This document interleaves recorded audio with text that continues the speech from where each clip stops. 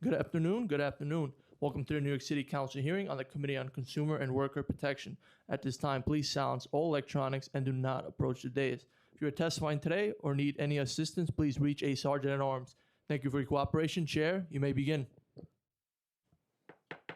Good afternoon. Welcome to the second part of our Consumer Worker Protection hearing today. I'm Harvey Epstein, Chair of the committee. I'm joined by my colleagues. I know Councilmember De La Rosa, Hanks had to leave, but Councilmember Osei, Brewer, Banks, Artabal are with us today. And this afternoon we're hearing Introduction 813, which I sponsored, to refuse to renew or revoke licenses for tobacco resellers who, upon finding that the dealer is selling cannabis without a license pursuant to state law. To sell tobacco in the city, retailers must obtain a tobacco reseller's license from DCWP. In 2018, we capped the number of licenses, and we're reducing that by 50% total of licenses previously issued to distributors across the city. To sell cannabis in the city, retailers must obtain an adult use retail dispensary license from the Office of Cannabis Management. The city has taken a multi-agency approach to enforcing the cannabis regulations and cracking down on the proliferation of illegal licenses. As we all know, we passed legalization, and I was proud to co-sponsor the bill and work on the bill to support the legal market, and this illegal market undermines all the efforts we have to support the legal market. And 813 would build on the progress we've made by adding new grounds to renew or suspending revoking tobacco licenses. And now the administration testified earlier in the morning, and we're going to turn to public testimony. And for people who are here for the public, you make sure you sign up to testify. We've opened to public testimony. Again, this is a formal government procedure, so just show the decorum. If you wish to speak to testify, fill out your appearance card. You'll have 2 minutes to testify. We're talking about Intro 813. If you have any written testimony, please send it to the Sergeant at Arms. And the first panel is Paul Dorenstant, Mar Fitzgerald, and Vanessa Yi Chang. Please come up to the table over here. I know some of our colleagues do have to leave, but I appreciate that we started late and appreciate everyone's commitment to staying here for the second part of our hearing today. And Paul, you want to start?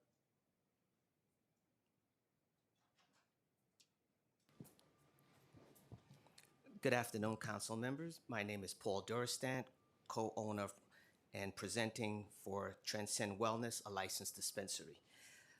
After several years of compound course and dealing with red tape, we were fortunate to be awarded a license. We just opened our doors about a week ago and fighting a mountain of debt. I want to commend Council Member Harvey Epstein for introducing Bill 813 to hold licensed tobacco retailers accountable for selling illicit cannabis products. I believe the bill can do more by holding all bad actors accountable and putting licensors at risk. Equally important, I think it's important to dismantle all the illicit shops who are being allowed to operate without recourse. I think the state can and must do better to assist those who've put hard-earned effort and money into obtaining a license and working within light. Thank you. Mar, you're next. Hi, good afternoon, Chair Epstein and members of the Committee on Consumer and Worker Protection. My name is Mar Fitzgerald. I speak to you today as a proud member of New York City's cannabis community. I appreciate this opportunity to testify in support of Bill 813. New York's cannabis program was created with the right goals in mind: building a safe, regulated marketplace, protecting consumers, creating economic opportunity, and supporting communities that have been harmed by the war on drugs. However, the rollout of the legal market has faced serious challenges and delays in developing a licensed retail network. There has been litigation, bureaucratic delays, gaps in enforcement, and regulatory loopholes that have allowed illegal operators to take advantage of the transition period. The result has been a marketplace that has in many ways developed in the opposite direction of what it was intended. Licensed cannabis businesses are required to meet rigorous standards for testing, packaging, labeling, tracking, security, taxation, and all levels of compliance. Meanwhile, illegal operators, we call illicit, have been able to sell cannabis products without any of those safeguards, undermining the legal supply chain and putting responsible licensed businesses at a great disadvantage. The state's failure to properly enforce illegal sales and has consistently created an environment where certain smoke shops began operating as if illegal cannabis sales were acceptable. They've used their retail licenses as a cover: tobacco licenses, e-cigarette licenses, vapes, and also cannabinoid hemp licenses, CBD. This is horrible. As a mother, I'm also a mom. One of my greatest concerns is that some of the way that the illegal cannabis retailers operate in plain sight, often in storefronts that look like ordinary neighborhood shops, mostly candy shops, including smoke shops, and they have products that resemble delicious snacks with familiar cartoon characters. They are brightly packaged, and they can create a lot of confusion and increase the risk of youth exposure. Parents should not have to worry that a child walking past a neighborhood candy store may encounter cannabis products being displayed or sold outside the regulated system. Intro 813 is an important step toward restoring accountability. It gives the Commissioner of DCWP stronger tools to suspend, revoke, or deny licenses for businesses that violate the law by engaging in illegal cannabis sales. I also encourage the Council to expand these enforcement tools to include cannabinoid hemp and electronic cigarette retail license categories in the bill. And special shout out to Councilmember Brewer for all of her enforcement efforts, even though she's not here. She was here, though. She Yes. was. Go ahead, Vanessa. I don't know if that's on the phone. Okay. Good morning, Chair Epstein and members of the Committee on Consumer and Worker Protection. My name is Vanessa Yi-Chan, and I am the owner of Alta Dispensary, a licensed cannabis retailer in Chinatown, Soho area, and a co-founder of the Cannabis Retail Alliance of New York. We're an association that represents about 40 active small business cannabis retailers in New York State. I chose to enter this industry legally. I invested my own money, went through the licensing process, paid my taxes, and built a fully compliant operation. Licensed dispensaries like mine are held to some of the highest standards in retail: rigorous testing, strict packaging, labeling, security protocols, age verification, and we follow every rule. But right now, we are competing against businesses that sell cannabis illegally, with none of those costs, none of those responsibilities, and none of that accountability. They undercut our prices because they're not paying what we pay. That is not competition. That is an uneven playing field.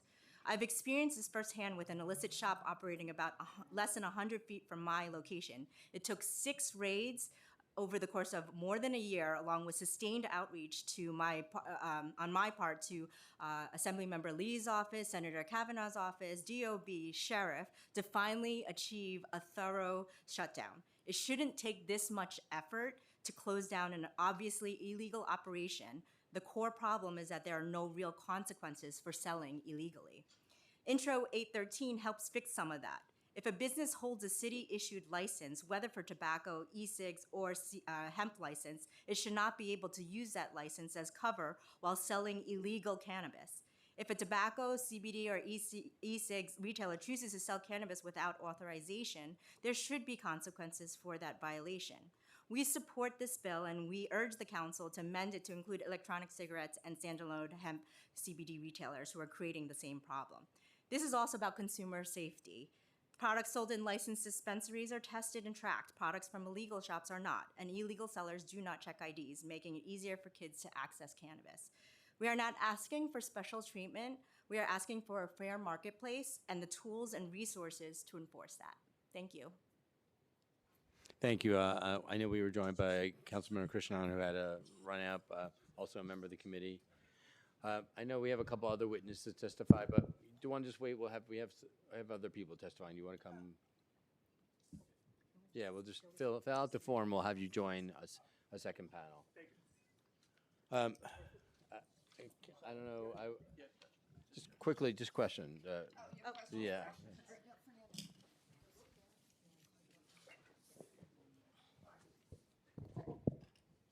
So I appreciate the suggestion about adding e-cigarettes and hemp. And can you tell us how you see that's playing out on the ground where like hemp licenses are being used or e-cigarette licenses are being used as a cover for illegal cannabis?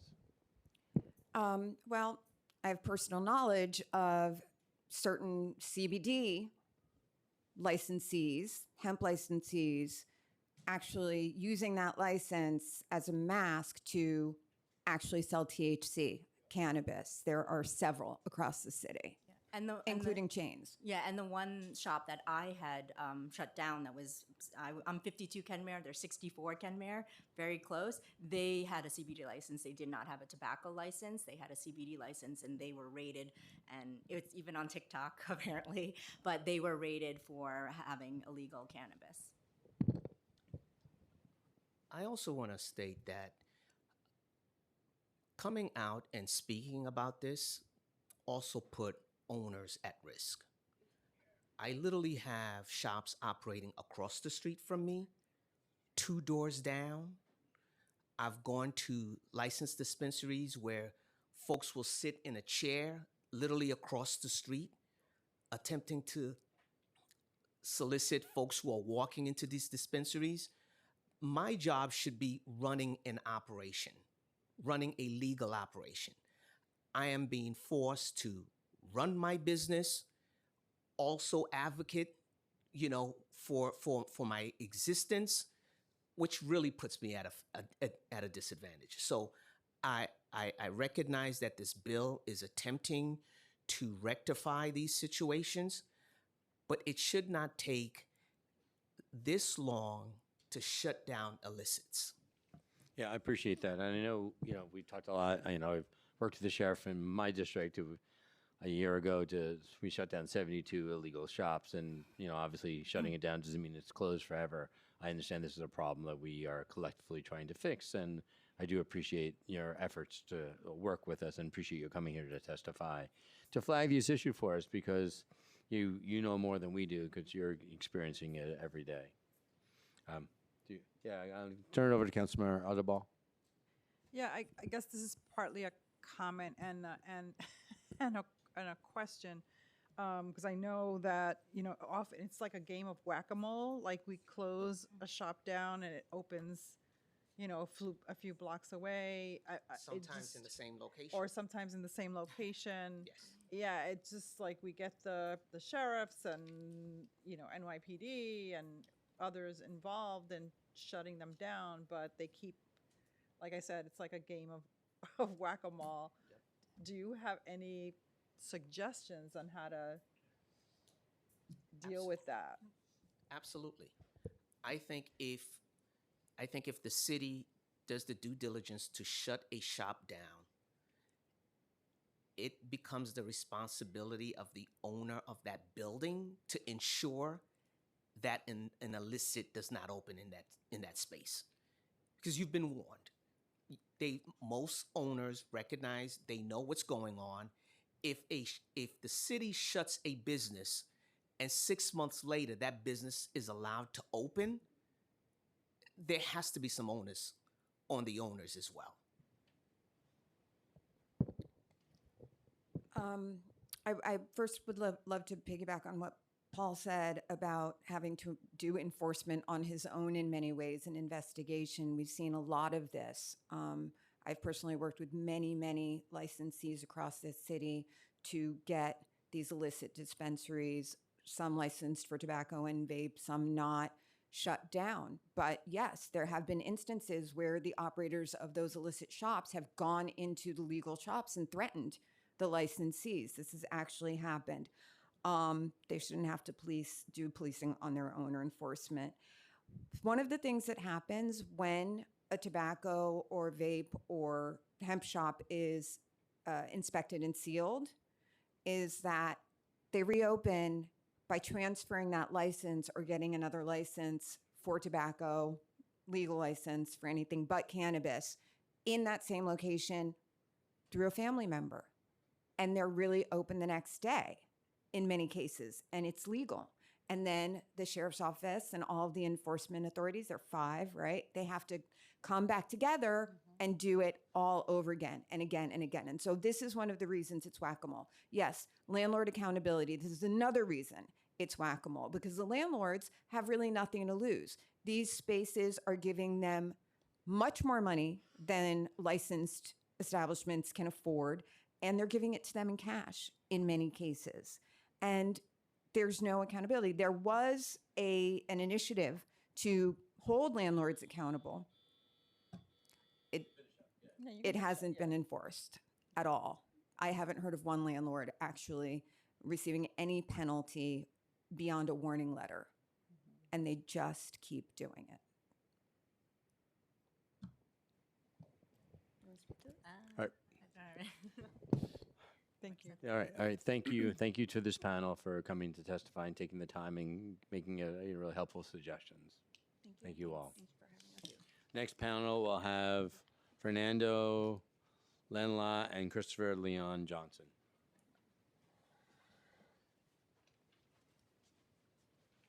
And if people are here to testify, please sign up.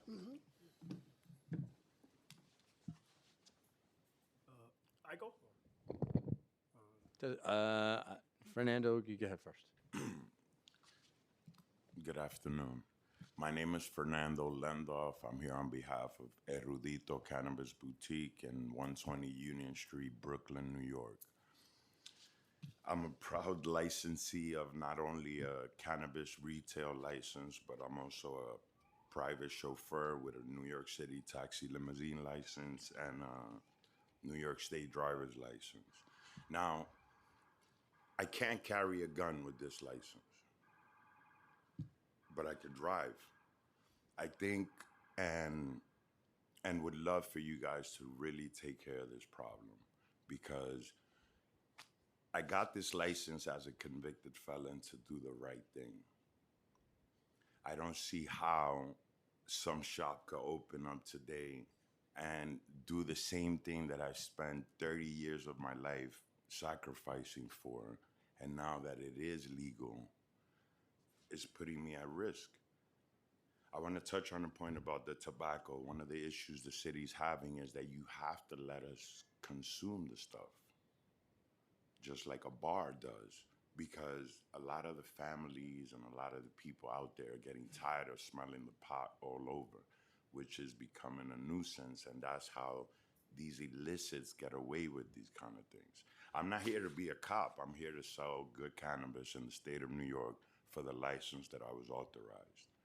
I wasn't intending on speaking, but I want to piggyback off my partners here, because it is a big nuisance. And it's putting us at risk, not only as a business owner, but it's putting the consumer at risk. And like I said, as a cab driver, I do a U-turn, I'm getting pulled over, and I get a $100 ticket, which around the block I had to go pay for it. Why is it that if you have a hemp license, you're allowed to sell cannabis? Why? So can I sell alcohol? Or can I sell? I'm a smoker. I don't have anything against tobacco. But I find it that I signed up for this license to have the opportunity to sell cannabis because I'm an expert at it. I don't see how the corner store bodega has access to the same cannabis I do. And that's it. Thank you. Thank you. Now, can I have a gun? According to the city, I can't, right? Can't. So I think this should really be serious. Yeah, taken appreciate you seriously. supporting our bill. That's why I introduced it. Yeah. Because we need to do this. So Good job. Yeah, thank you. guys. Yeah, hello, Chair Abadol and Epstein. My name is Christopher Leon Johnson. I support your bill, Intro 813. But I think the City Council need to really call this stuff out. The problem is that all the thugs are mostly African American, and we're in a city where that if you call out African American clownery, you get called a racist. Now, I know that the chief sponsor is a white guy, and this might get a lot of blowback because of the fact that it's a white guy introduced a bill that might affect that will affect black businesses. But I gotta start calling this stuff out. There's a black crime problem in the city of New York, and the thing is that we have a city where it's controlled by these nonprofits that empower the black crime in the city, and this is part of it. Illegal smoke shops, and what goes on is that these illegal smoke shops are ran by thugs or ran by completely gang banging thugs. And this is why that the city council is silent, because these are the same people that got Madani in. Without the thug vote, Madani would have been mayor. And you're gonna see that crap outside tomorrow outside the Knicks celebration where all the climbing is gonna happen outside on Broadway. And those are the same people that got Madani in. And that's the reason why this is happening here. Going forward, the city council needs to make it where that these community boards are protected, because I get it from a lot of community board chairs. They tell me that they get threatened by these guys and gals who have these shops because it's affecting their business. So I'll say this right now that look, this bill is needed, but they need to start working with the commissioner and the New York City Sheriff Department to really start cracking down on these shops more, and to get and stop the woke crap in the city.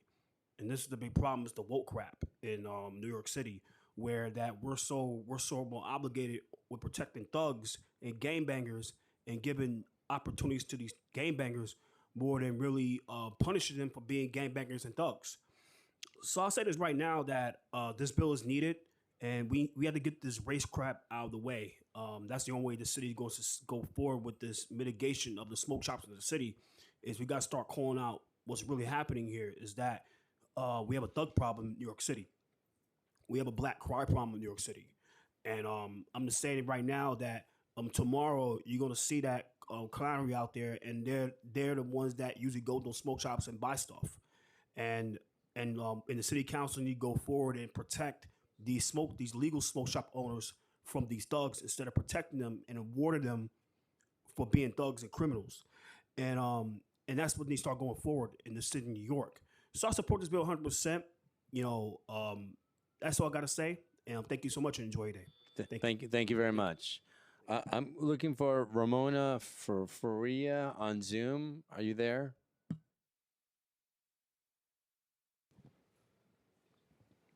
Oh, okay, good. And yeah,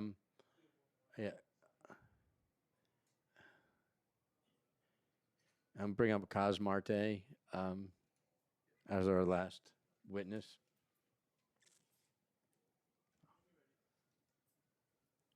You made it under the wire, you know.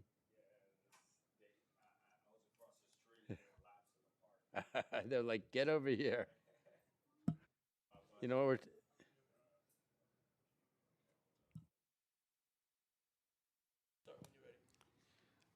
Just want to say thank you for allowing me to speak here and testify in front of you. Yeah, my name is Cos Marte. I'm the vice president of CRANI, the Cannabis Retail Association of New York. We represent around 50 retailers across the state of New York right now. I'm in the District 1, but also, lived in both districts downtown, CB2, CB3. But yeah, what I want to do is support this bill, just because it doesn't make sense the amount of work that we had to put to obtain our license, and for someone to skip the line that easily. I literally the bill, the marijuana taxation law was passed in March 2021, and I was one of the first people that got licensed. I was not able to open until October 2023. 2.5 years of paying rent, paying construction, having places that needed to meet the qualifications. So for anyone to skip the line, I think is unjust. And this, under this MRTA, I feel like the problem that they're solving is giving the chances that we have, right? Like we're getting a real second chance operating in the streets legally, right? I came from a legacy past, but I'm also coming from, operating business called Combody, which I still operate today. But like they combined this to qualify, right? You needed net profitable business for at least 2 years, and then you also needed to have the conviction of cannabis. I was stopped for cannabis dozens of times by NYPD, just for having small amounts of joints. and spending nights and days and then violating parole and probation and all the stuff that I had to go through, in the system in and out for 17 years, right? Just because a bag now that I could sell legally, I feel like that was the purpose of this, right? And the purpose of putting this bill into place is to give back to the people that have been mostly impacted and give them a real second chance, because what they did was really wrong, right? And so for people that are now operating off the grid and doing crazy stuff, I think there needs to be some sort of regulation. So I definitely support this bill. Thank you. And just, we heard earlier some suggestions around expanding the power of DCWP to hemp and e-cigarettes. Is there other licenses where you think that people might be able to get than they would otherwise use those licenses to sell illegal cannabis that we should be thinking about? I think there's also like a misconception and miscommunication in terms of like these store owners not knowing what type of license they have as well. I think there's an issue where like I go to the Muhammad store and he's like, yeah, I have a license to do this, and I'm like, yeah, but that's a CBD license. He's like, yeah, it says CBD on the package, so I could sell it. And I'm like, no. He's like, yeah, but it's coming from New York. I'm like, no, And so like that, the lack of education is something that needs to be brought out.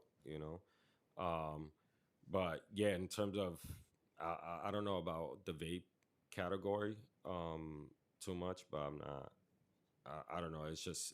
There's no regulation, right? Like, I mean, I got places that are 200 feet away from me doing whatever they want to do. Yeah. And then when you call the marshal, they don't get shut down. I mean, they've been inspected. I don't even have to call. They've been like, jumping in there, inspecting them. We see it when they get inspected, but they never get caught, because they found different ways and regulations to outregulate these regulations, right? So there's always like a chess game, that's being played, right? Like people are being raided at off hours, right? And they saying that in court, and then their cases just get dismissed, right? Because their hours of operation say something on Google, and they use that as a testimonial saying like, hey, they raided me at 8 a.m., but my hours of operations are at 10 a.m.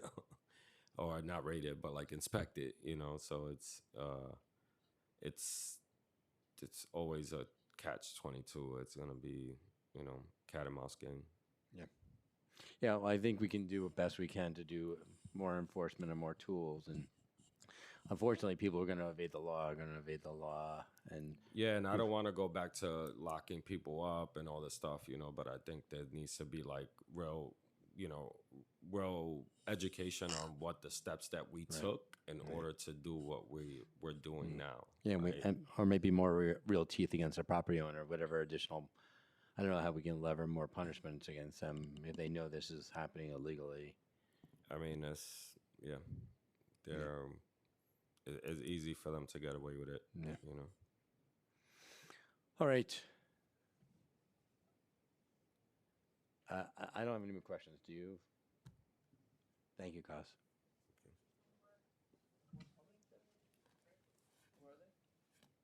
You want me to hold open the hearing?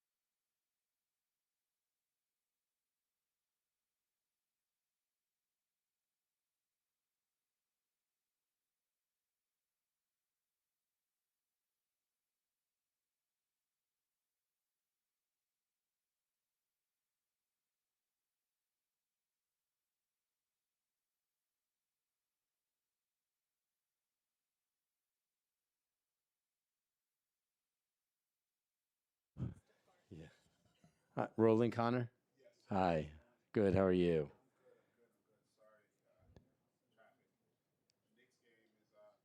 You can't drive down here. It's like not even, this is like the next 2 days.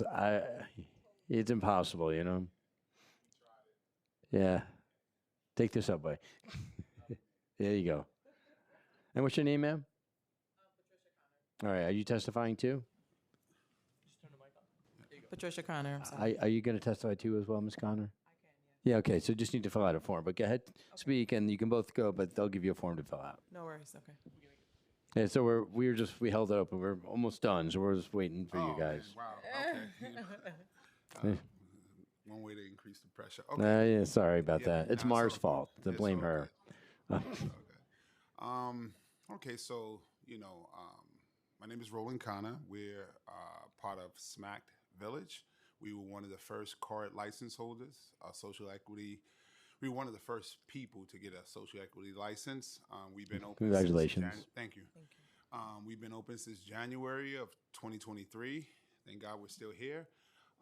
It's been challenging to say the least. As far as the illicit markets and enforcement, we did see a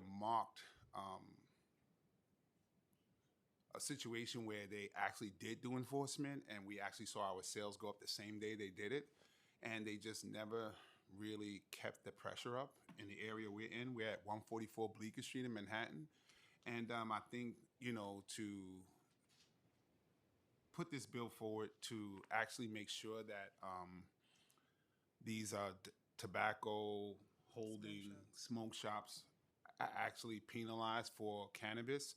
The reason why I got the license is because I was doing something wrong at one point. And New York City decided to say, you know what, those people who were penalized back then, they can be the first ones to get this license, as long as we do things the right way. What I've noticed in the industry at this point is that a lot of people are not held to that same standard.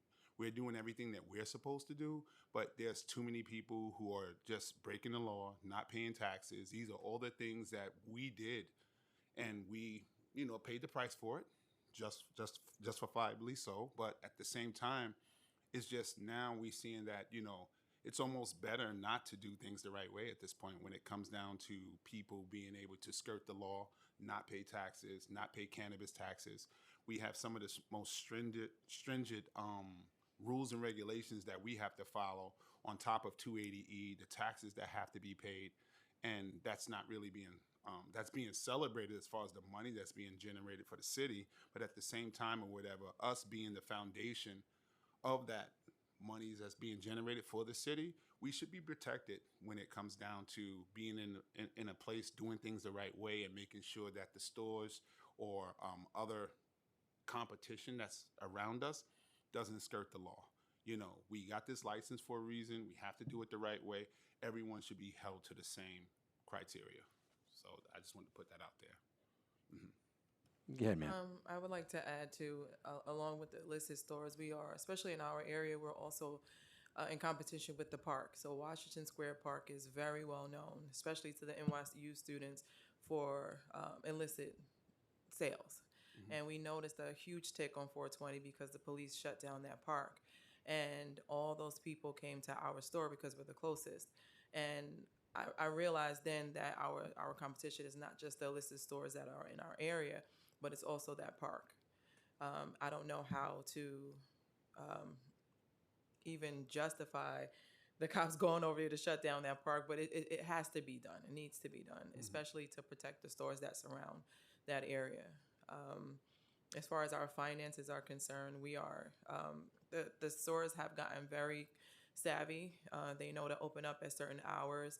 A lot of times our staff stay late and they'll, circle, get pictures. Now they're opening around 8 o'clock at night or 7 o'clock at night, opposed to staying open every day or all day. So they've gotten very savvy. From what we see, it looks like they're closed, but they're really not. Yeah, and those are the stores, those smoke shops, they know when to, they know how to time it at this point when it comes down to our location. And right around the corner right now, there's a smoke shop they have their sign up, they have Yes. lights. And the thing is that this is a heavy tourist area. And so they're taking advantage of the tourists who don't know the difference between a licensed dispensary and an illegal one. A lot of people don't even know the difference. So it's not a lot of education when it comes down to educating the population about the differences between a legal dispensary and an illegal one. So, this bill to actually make sure that they are penalized is the first step of many, I believe. I appreciate your both testimony, and if you have locations that are illegal that are by you, I actually represent that area, so it's in my district. Please share it with me. I'd love to kind of get that information and work with the sheriff's department and try to do other things around closing down illegal establishments. I think that's our responsibility to support the legal market. As some people here know, I was a big sponsor of the bill when we passed it in Albany. I worked hard in the years we were up there to get the legalization path, and the illegal market just undermines the entire thing. So, I'm 100% with you. That's why I introduced the bill and why we're having the hearing, and any other suggestions that you have about how we can support the legal market, I'm fully on board with. Wow, great. Thank you so much. Thank you. Thank you. I don't know if Councilmember Artibal has any more. Yeah, I guess I'll ask the same question in a different way, because you mentioned this is a good first step. What other steps do you think can be taken to stop, illegal shops from operating this way? Because it just feels like we shut down a shop, it pops up again under a different name, under a different LLC. I mean, it's just like, I was referring to it as a game of whack-a-mole. Like, you'll shut one down and two more open. Right. I do believe that the landlord should be held responsible. I think the landlords know what's going on. They know who's in their space, and they know what's going on. And I think that not only should the actual business be held liable, but the landlord should too, because they're partaking in a whole scheme because they want their rent. That's all they care about. If it's illegal action going on downstairs, they could care less. And I've seen that. So I think that a part of it, the landlord should be held responsible for having illegal activity going on in their building. And also the response time. I think, we've made a lot of complaints about different stores, and it just goes unanswered. So, a lot of times we send stuff out and it's just they don't respond in time. And, again, to the point where if we go around on McDougal, I think it is. LaGuardia, Yes. They have a whole store. It looks like a dispensary. Flowers out. I mean, they have even better signage than we have, because there's rules when it comes down to a legal dispensary, and they're just blatantly out there doing it, and they're taking advantage of it. And the fact that they're doing it in such a bold way shows that the enforcement and the time to do it is lagging. So there's one in particular that I constantly report to OCM. It's literally across the street from a school. Literally, it's across the street from elementary school at that. And I've reported it so many times. I've sent pictures. Nothing has been done. I don't even get a response. You report to OCM? Yes. Hey, could you send it to us too in the reports? Sure. Because we can follow up with OCM, but also follow up with the sheriff's department to try to do enforcement actions there. Okay. I appreciate that. And just last point, once they do enforcement, it changes dramatically. The sales go up dramatically. It really helps us out a lot. When they did it last time, I couldn't believe that it was just so, it changed so, a spike. Yeah, it was just a spike in sales like the same day or the next day. So, when they do enforcement, it does work. And I didn't understand why they stopped with the enforcement. And it's all, everything affects everything. Like with us, if we're not generating the sales, then we can't keep our employees. So we have to lay off people. It's like, okay, our sales are down now, so our payroll can only go but so much. So it's like we had to let about 4 people go because our sales dropped drastically. So I mean, everything affects. Yep. Everything. Even tax revenues, again, I don't want to make this long and drawn out, but one thing does, if everything affects the other. So if we can just deal with that, I think that'll help us out tremendously. Thank you. Appreciate that. Thank you very much for testifying today. Appreciate it. Thank you. Hearing no more witnesses, this hearing is adjourned. And thanks again.